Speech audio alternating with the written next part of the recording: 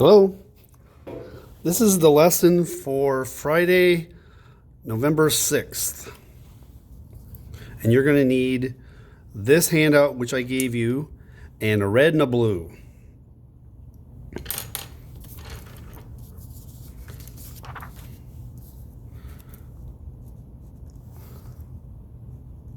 And now we're going to talk about plate tectonics and how we began to figure out this puzzle. And I used the word puzzle on purpose. Okay? The theory of plate tectonics.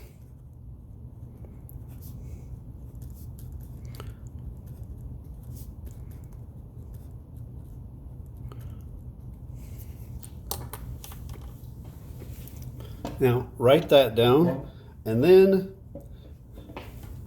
get ready with this. Go ahead and put your name on it. You're going to hand this in for a grade. Put your name on it. Put the date on it. Everybody's doing this together. Put your hour and whether you're an A or a B person. Okay. All right. Now, earthquakes don't really have a color. Okay, they're a thing that happens. They're an event. Okay, you can't see them, but you can see them happening. Okay, we're gonna make earthquakes be blue dots. Just put a blue dot there above it, and just write earthquakes. You can write out earthquakes. I'm just gonna do EQS like that. And volcanoes really are things, and you can see them. We're gonna use little red triangles. Tell yourself those are volcanoes.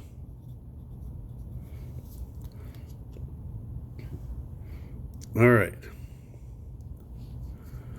Now, I'm going to pick the camera up for a minute and walk over to my globe to show you the first big clue that we had. It was right there in front of our faces for centuries before somebody finally did something about it. So here's the Earth, and here's the clue. I don't know if you can look at the shape of South America and its next door neighbor, Africa. See the clue? I'm showing you on a globe. It's more realistic than showing you on a map. Okay? Now I'm back to my usual spot. Here's the clue. There's South America. I'm going to move this, slide this up.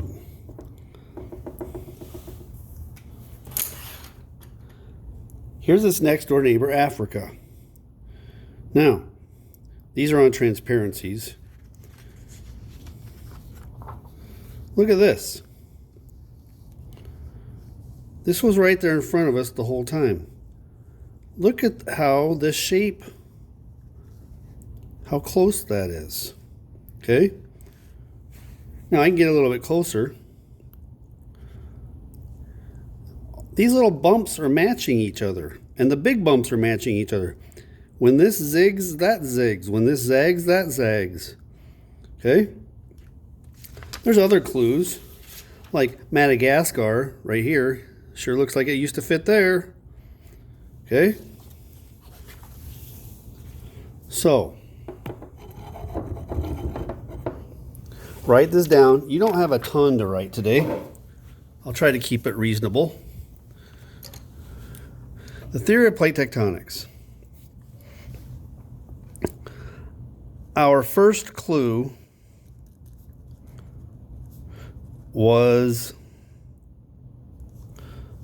the remarkable fit of South America and Africa coastlines. Now, remember, I think everybody knows this. If you'd go to the beach at any one of these places, the water isn't miles deep right at the beach. You can walk out there a ways before it drops off and gets deeper and deeper and deeper and deeper and deeper. Okay? So what I'm telling you is, this is the edge where the water meets the land, but it's not straight down in most places, okay? The edge is farther out here, and it would follow along in parallel, okay? So like when I put these back together, you don't just do this, like clunk like that. Like, Fiscus, there's overlap, you're screwing it up, okay? That isn't really happening, okay? But it was probably more like that. Remembering that the edge of the continent, would be South America's edge would be probably over here, and Africa's edge would be over here too, probably right in between. All right, now, people had seen on maps and on globes those two shapes, and wow, that's a weird coincidence. They didn't do anything about it. But a scientist saw that and went, that can't just be chance. I think they used to be connected. And he decided to check it out. Okay? German scientist.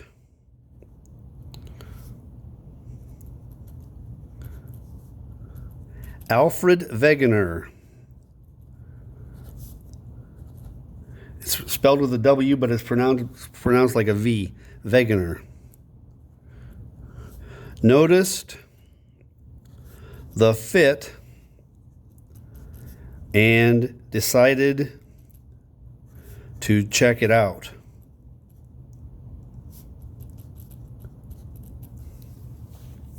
Here's what he found. I'm giving you the short version. Okay? Draw South America. I'll look at mine so I can get a better. Okay? This will not be the world's greatest drawing of South America. That's not terrible. Okay?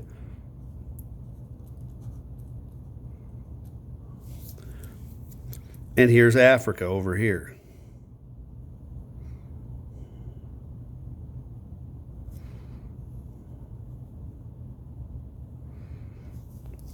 He saw that fit. This is Africa. Separated by a couple thousand miles of ocean now. Okay? Now, since you've got red and blue, I asked you to have red and blue around. I'm just going to use them. Here's what he found out. The rock layers match. Okay? So I'm just going to do red X's. This is just, okay? The rock layers matched. Like, and I'll do an O here and an O here. Okay? This matched that matched that. I'll do my favorite letter, a K and a K. Okay? He found rock layers that matched all along here. Okay? He also found rare matching fossils of animals or plants that didn't occur very many places, but they occurred like, I'm going to just put a dot and a dot. Okay? And I'll do another one, for example, like a check mark and a check mark. He went, that's not a coincidence. That proved to him that these two pieces of land, separated by thousands of miles of ocean, used to be one piece. All right. His research is in the 1910s. Okay. My grandparents, who've all passed away now, they would have been in their single digits. They would have been little kids when this was happening. This is not ancient history. Okay. It's about 110 years ago. His research found matching rock types, matching rock layers, and rare matching fossils. So, he went out. He had enough guts to publish this. Everybody else thought he was nuts. He published his results saying, I think the continents are moving. Everybody else thought he was a kook ball. He published his results saying the continents have moved. I bet you've talked about this in earlier years in science. He's the one who proposed that all the continents used to be put in one big piece, and he called it Pangea, which means all Earth. He proposed an ancient supercontinent he called Pangea.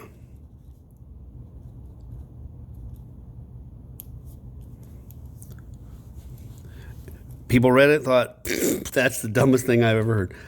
Wegener, have you any idea how big these things are? He's like, yeah, I've been there. Like, what could possibly move a continent?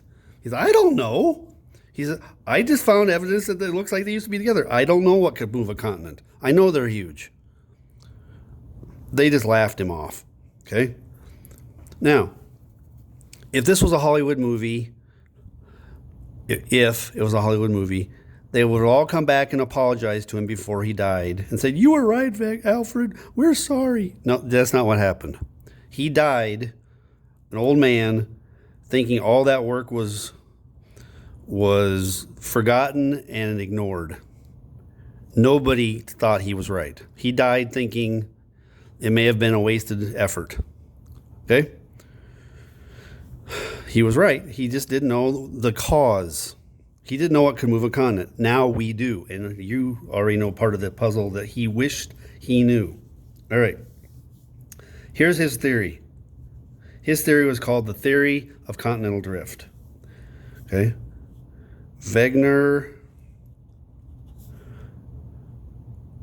created theory of continental drift, that the continents are moving slowly. Okay? I'm going to put a box around it. It's super important. You need to know it. Okay? Now, we're going to change. This will drive you nuts. Take your blue. You don't have to do as many dots as I do. You're going to get the idea, okay? You're going to get points for having done this. I'm not going to count how many dots you make. But see where I'm putting the blue dots? Oh, this is so much fun. In science class, we watch a guy on YouTube make dots. Ooh. Notice where the dots are going. I don't even want to know how many dots I'm going to end up making, but do you get the point of where they're happening? This is where most of the world's earthquakes are. People didn't get that. Nobody knew in the 1910s why earthquakes happen where they do. Remember, you don't have to do as many dots as me. I'm a dotting machine. Do you get where these are going? Yes, Viscus, they're on the lines. Yeah. They mark the edges of the big chunks of Earth's crust where it's broken. We wouldn't have earthquakes if they weren't moving around, bumping into each other and ripping apart. Okay? If everything just stayed put, we wouldn't have earthquakes and we wouldn't have volcanoes. Guess what? Nothing's staying in place. Everything's moving. It's just really slow. Really slow. Meanwhile, I've been dotting the whole time. Speeding up because I'm getting tired of it, and I know your hand and brain get tired of it too. Dots and dots and dots and dots. All these edges. These are the edges. Dots and dots and dots. I'm almost done.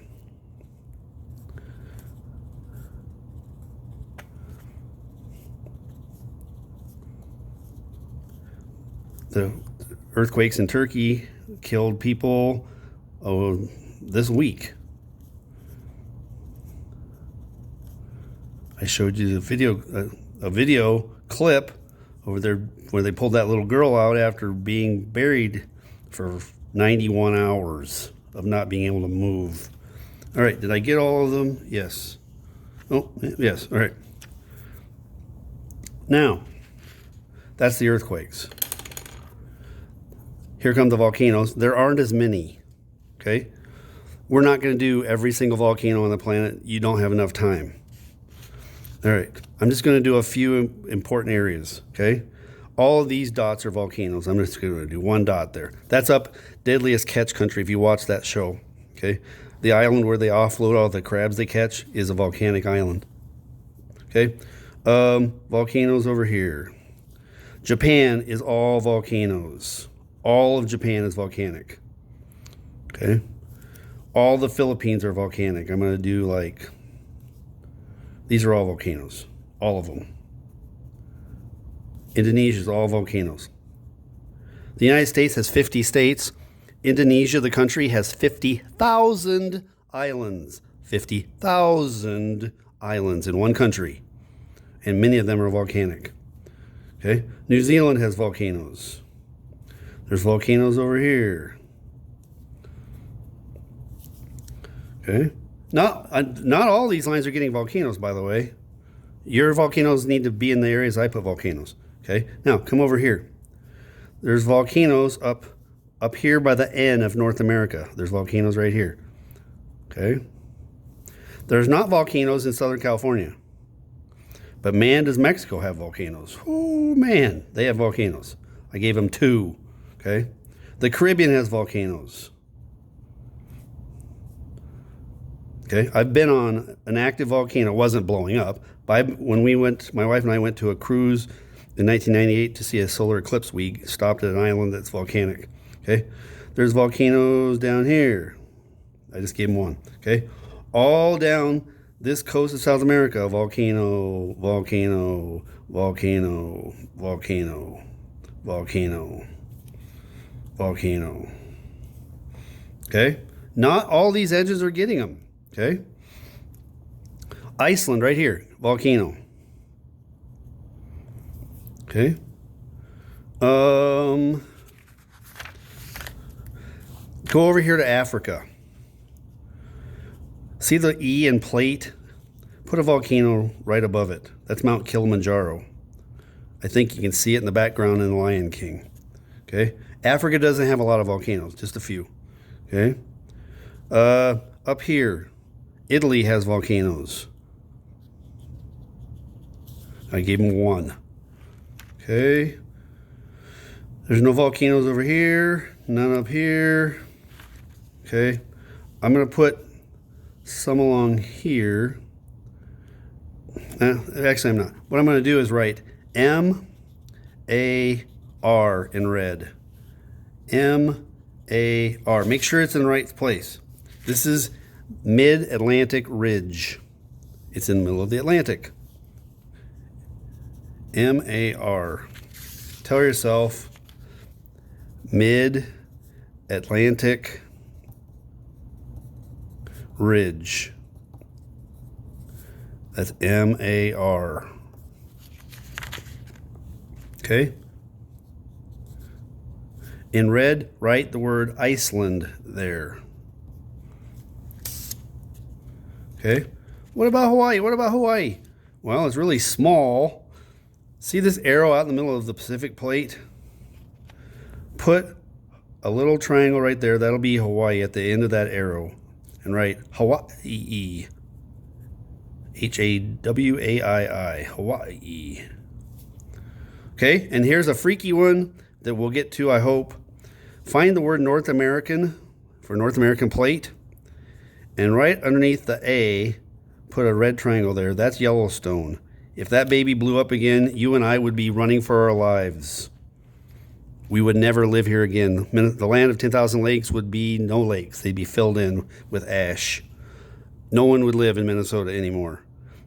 It's out in Wyoming, but it would bury us here and fill in our lakes and ruin our fields and everything. Oh, I didn't move enough. I have to get my lights turned on. All right. I'm already at 19 minutes. Now, I'm going to come back over here. I'm going to sneak another volcano in right here. Remember, if you made an effort on this, you get a grade for it. If you're too lazy to watch my videos, come on. All right, now back to this. So, 1910 and later, The theory of continental drift has been published and laughed at and forgotten. Okay, now it's going to sound like it turned into history class. In the 1940s, we had World War II. Okay, after the United States was the winner of World War II, it wasn't just us, but the good guys would not have won without us. After the end of World War II, the United States and the Soviet Union were getting ready for World War III. Everybody knew it was going to be the U.S. against the Soviet Union. And both sides, at the end of World War II and shortly thereafter, had nuclear weapons. We had them first. Soviet Union got them next. We began planning on World War III and how you could win it or make sure the other guy never started it. And the best way we thought of to prevent World War III was making sure that if somebody started it, there would be no winners. Okay? We basically, both sides, worked so hard that if anybody started World War III with nuclear weapons, there would be so much destruction, there would be no point to do it. That's why we haven't had World War III. And what they did was, they decided they would put nuclear missiles on submarines in the world's oceans so that they could not be taken out. That nobody would mess with you if you had nuclear weapons hidden that you could shoot at them if they started anything. So the reason I'm telling you that story is the world's oceans began being explored for all the best places you could hide a submarine, and the closer you get to your enemy, the better. Okay, this is not a good map for showing you that, especially up top of the map, the Arctic Ocean, all these different places here. The closer you get to your enemy with nuclear weapons, the less time he would have to react. So we began exploring the world's oceans, looking for the best place to hide submarines. And when we did that, we began finding out, man, we're dumb. We had no idea that the world's largest mountain range even existed. The Mid-Atlantic Ridge is like the seams on a baseball. It's a jagged seam in the middle of the Atlantic, and there's thousands and thousands and thousands of earthquakes that happen there every year, and there's underwater eruptions. Okay? So, we actually sent submarines down with cameras, and we actually caught the world in the act of splitting open and bleeding magma. We call it lava when you can see it. We actually watched the Atlantic Ocean crack open and bleed like a scab on your knee that you've bent and you've broken the scab open, broken it loose. Okay? We actually caught it on film. The Atlantic Ocean cracking open, getting bigger. Okay? So, the 1960s. The theory of sea floor spreading.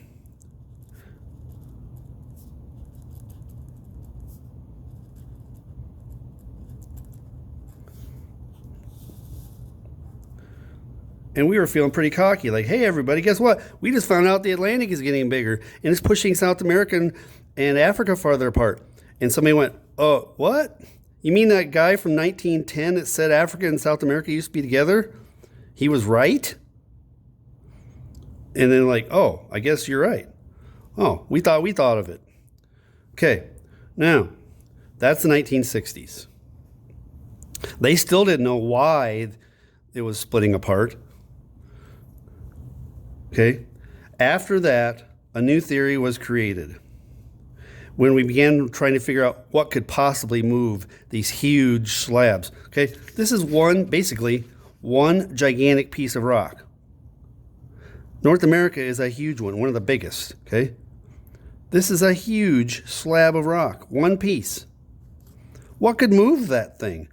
Oh my goodness, the Eurasian plate is a monster. How could something that big move? Well, you're supposed to know already. Convection.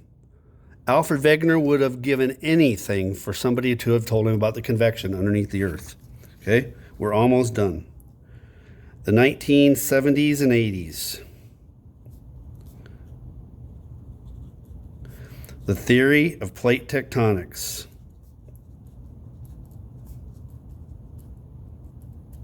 I'm going to watch the clock, make sure we get done. Okay. This said the sea floors are getting bigger. This said this said the continents are moving. This said we know why. Okay. So write this down. This is going to look like a math problem from hell. CD, that's continental drift.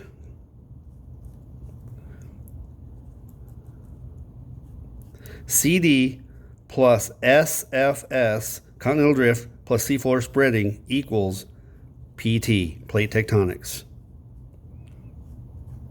Okay? What could possibly move a continent?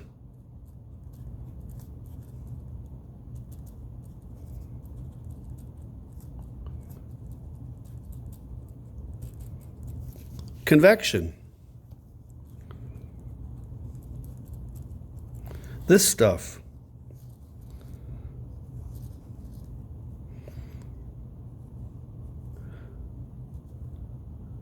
They didn't know. Wegener didn't know that there was liquid rock swirling underneath us. He would have loved to have known that. Okay? All right. That's 26 minutes.